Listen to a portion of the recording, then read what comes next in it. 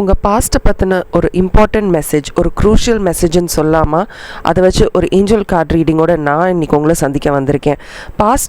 உங்களுடைய பாஸ்ட்டில் ஒருத்தங்க உங்கள் வாழ்க்கையில் உங்கள் மனசோட, உங்களுடைய எண்ணங்களோட, உங்களுடைய கனவுகளோட நிறையவே விளையாடியிருக்காங்க. இப்போது அதற்கான கான்சிக்வன்சஸை அவங்க ஃபேஸ் பண்ண ஆரம்பிச்சிட்டாங்க. உங்களுக்கு அவங்க என்னெல்லாம் பண்ணாங்களோ வேறு யாரோ ஒருத்தங்க அவங்களுக்காக பண்ணிக்கிட்டு இருக்கிறத அவங்க வாழ்க்கையில் ஃபீல் பண்ண ஆரம்பிச்சிட்டாங்க. இப்போ தான் அவங்களுக்கு புரியுது உங்களுக்கு அவங்க பண்ண விஷயங்கள் எவ்வளோ தவறான விஷயங்கள்னு. நிறைய நேரத்தில் நமக்கு இந்த மாதிரியான பாஸ்டில் நடந்த விஷயங்கள்லாம் பற்றி நினைக்கும்போது நம்ம நினைப்போம் இல்லையா, நான் இன்னமும் கஷ்டப்பட்டுட்ருக்கேன், பட் ஏன்னா இப்படி பண்ணவங்க ரொம்ப சந்தோஷமாக இருக்காங்களே, அவங்களுக்கு எதுவுமே நடக்கலையே, அந்த மாதிரி உங்களுக்கான சிந்தனைகள் இருந்தால் this is a message for you. இந்த மெசேஜ் வழியாக ஏஞ்சல்ஸ் என்ன சொல்கிறாங்கன்னா, மற்றவர்களுக்கு இப்படி நடக்கணுன்றது உங்களுடைய இன்டென்ஷன் கிடையாது, but it is their karma also. உங்களை ஹர்ட் பண்ணவங்களுடைய கர்மா இதுதான் அப்படின்றது தான் ஏஞ்சல் இன்னைக்கு உங்களுக்கு சொல்ல வராங்க via the message through my tarot reading.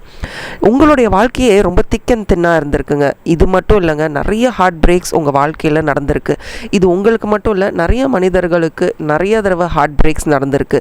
But இந்த ஒரு மனிதர் பண்ண விஷயம் மட்டும் உங்களுக்கு உங்களால் அதை விட்டு வெளியில் வரவே முடியல. அந்த மெமரிஸ் ரொம்ப ஹாண்டிங்காக இருக்கும் உங்களுக்கு. அந்த ஃபீலிங்ஸ் ஆஃப் த பாஸ்ட், அந்த பழைய விஷயங்கள்லாம் ஞாபகம் வரும்போது it is really hurting you. இதுக்கு ஒரு டிவைன் ஜஸ்டிஸே இல்லையா?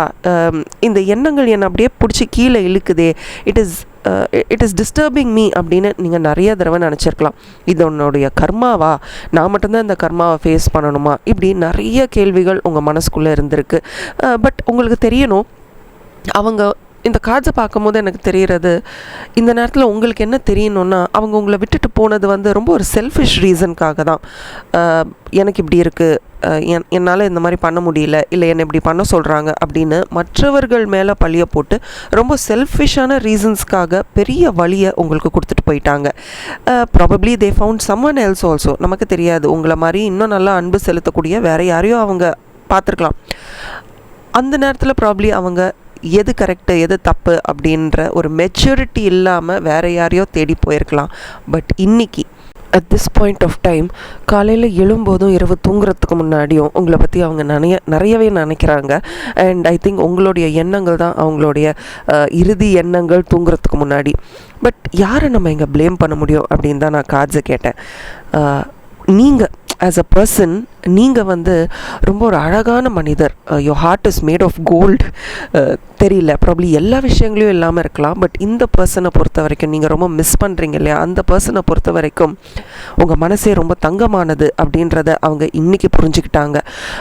நீங்கள் ரொம்ப பர்ஃபெக்டாக இருக்கணும்னு ட்ரை பண்ணியிருக்கீங்க. அந்த உறவாக இருந்தாலும் சரி, அவர்களோட கழித்த நாட்களையும் சரி, நீங்கள் ரொம்ப பர்ஃபெக்டாக இருக்கணும், எல்லாமே சரியாக பண்ணணும், நான் நிறையா கொடுக்கணும், ஒரு செல்ஃபிஷ்னஸ் இல்லாமல் ரொம்ப கைண்டாக ரொம்ப இரக்கத்தோட அவங்கள ரொம்ப கம்ஃபர்டபுளாக வச்சுக்கிட்டீங்க. ஆனால் இன்றைக்கி உங்களை மாதிரி இன்னொரு மனிதர் அவங்க வாழ்க்கையில் ரீப்ளேஸ் ஆகவே முடியல. அவங்க யாரை நம்பி போனாங்களோ அவங்களும் இன்றைக்கி அவங்க கூட இல்லைன்றதை தான் உங்கள் கார்ட்ஸில் நான் பார்க்குறேன். They are feeling very bad. இது ஒரு கில்ட், ஒரு இன்செக்யூரிட்டி, ஐயோ அடுத்து நான் என்ன செய்ய போகிறேன் அப்படின்ற ஒரு எண்ணத்தை அவங்க மனசில் கொடுத்துக்கிட்டு இருக்கு. இது it is not an excuse. அவங்க இந்த மாதிரி நினைக்கிறனால அவங்க எதுவும் தப்பே செய்யலை. உங்களுக்கு இப்போது உங்களை பற்றி ரொம்ப நல்லா யோசிக்கிறனால அவங்க வாழ்க்கையில் எந்த தவறும் செய்யலை அப்படின்னு நீங்களும் நினைக்க வேணாம், அவங்களும் அதை பற்றி நினைக்க முடியாது. This is not a justification. But அவங்க தே ஹவ் ஸ்டார்டட் ரிஃப்ளெக்டிங். இது தானே ரொம்ப முக்கியம். பியூட்டிஃபுல்ங்க. ஏஞ்சல் கார்ட் ரீடிங்கை ஏன் நான் ரொம்ப நிறையா பண்ணுறேன்னா, ரொம்ப அழகான ரெஸ்பான்சஸ் நமக்கு கிடைக்கும். ரிஃப்ளெக்டிங் அப்படின்றது எவ்வளோ முக்கியமான விஷயம். நம்ம பண்ண விஷயங்களை நினச்சி பார்க்குறது, to go back and reflect. நான் இப்படி பண்ணியிருக்கக்கூடாதோ, பண்ணிட்டோம், பட் இதை திருத்திட்டு இருக்கலாமோ, இன்னொரு தடவை இப்படி பண்ணக்கூடாது அப்படின்னு அவங்க யோசித்து பார்க்குறாங்க பாருங்கள். அன்னைக்கு அவங்க உங்களுக்கு கொடுத்த ஹார்ட் பிரேக் இன்றைக்கி அவங்க எக்ஸ்பீரியன்ஸ் பண்ணுற ஹார்ட் பிரேக்குக்கு சமம். They are regretting it. ஐயோ இப்படி ஆயிடுச்சே, நான் பண்ணிட்டேனே அப்படின்னு ரொம்ப ரிக்ரெட் பண்ணுறாங்க. பட் யாராலையும் கடந்த கால வாழ்க்கையை மாற்ற முடியாது. இன்னமே நம்ம ஃப்யூச்சரில் என்ன பண்ண போகிறோம், எப்படி இருக்க போகிறோம் அப்படின்றது தான் முக்கியம். நிறைய தனிமை, அவங்களோட பாஸ்ட் ஆக்ஷன்ஸை நினச்சி அவங்களே வெக்கப்படுற அளவுக்கு நிறைய தனிமை, அந்த ரிக்ரெட்டில் இப்படி பண்ணிட்டோமே அந்த வலி எல்லாமே அவங்கள அப்படியே தட்டிட்டு போகுது. அலைகள் மாதிரி வந்து தட்டிட்டு போகுது. இப்போ அவங்களுக்கு வந்து யாருமே இல்லை அவங்கள கைண்டாக ட்ரீட் பண்ணுறதுக்கோ, லாயலாக இருக்கிறதுக்கு, உங்கள் அளவுக்கு நான் சொல்கிறேன், லாயலாக இருக்கிறதுக்கோ யாருமே இல்லை. எல்லாருக்குமே ஒரு செல்ஃபிஷ் மோட்டிவ் இருக்கிற மாதிரி தான் அவங்க ஃபீல் பண்ணுறாங்க.